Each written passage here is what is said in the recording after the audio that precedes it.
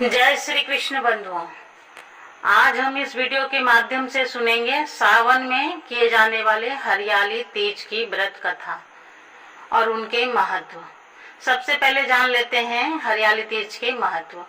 हरियाली तीज व्रत कथा में बताया गया है कि व्रत को किस प्रकार देवी पार्वती ने किया है और इस व्रत को करने से क्या लाभ होता है। देवी पार्वती को हरियाली तीज व्रत से भगवान शिव पति के रूप में प्राप्त हुए। आइए जानते हैं हरियाली तीज व्रत की संपूर्ण कथा विस्तार पूर्वक। हरियाली तीज सावन के महीने में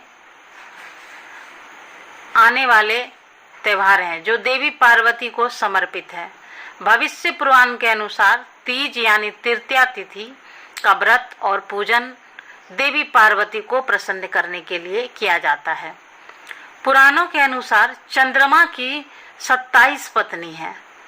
इनमें चंद्रमा रोहिणी को सबसे अधिक प्रेम करते हैं।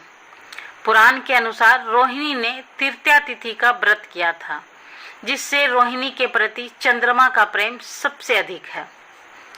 सावन के माह में जो कुमारी कन्याएं और सुहागन स्त्री तृतीया तिथि यानी हरियाली तीज की व्रत करती है और कथा सुनती है और देवी पार्वती का भगवान शिव के साथ पूजा करती है, उन्हें मनोकूल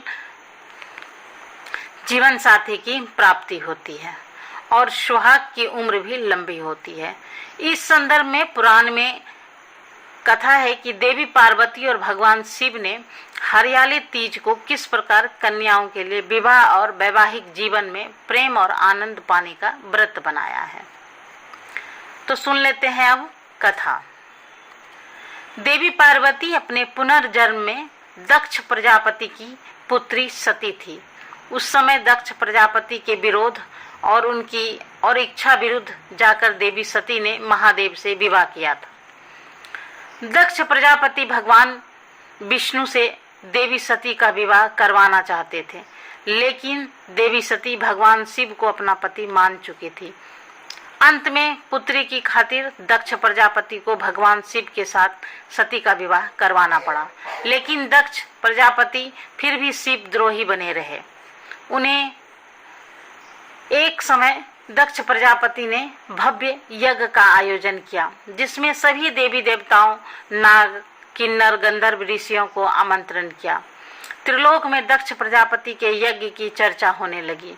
बात देवी सती के कानों में भी आई और वह दुख हुई कि उसके पिता ने महादेव और उन्हें यज्ञ में शामिल होने के लिए आमंत्रण नहीं किया।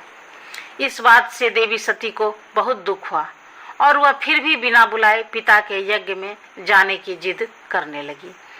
महादेव ने देवी सती से कहा कि हे देवी, बिना बुलाए पिता के घर जाने से भी मान सम्मान की हानि होती है, इसलिए मेरी बात मानो और तुम ना जाओ।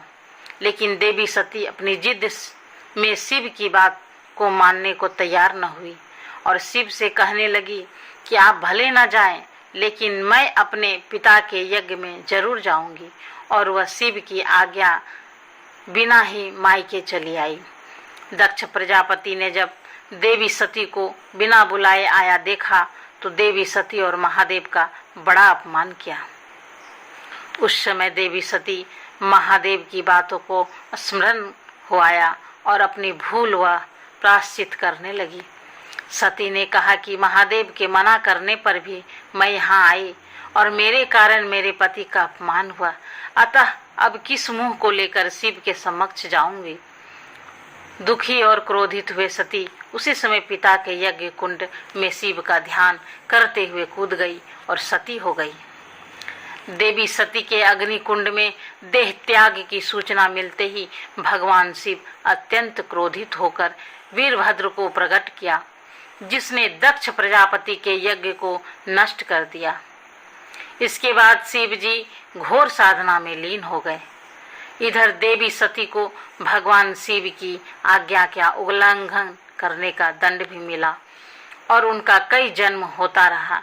इस तरह देवी सती के 108 जन्म हुए। 107 जन्म तक वह भगवान शिव को पुनः पति के रूप में पाने के लिए तपस्या करती रही। 108वें जन्म में देवी सती का हिमालय की पुत्री पार्वती के रूप में जन्म हुआ।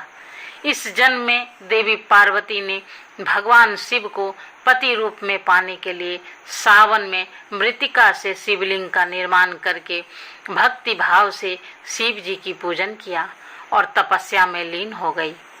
देवी पार्वती की तपस्या से अंत में प्रसन्न होकर हरियाली तीज पर भगवान शिव प्रकट हुए और देवी पार्वती को वरदान दिया कि तुम मेरी अर्धांगिनी बनोगी।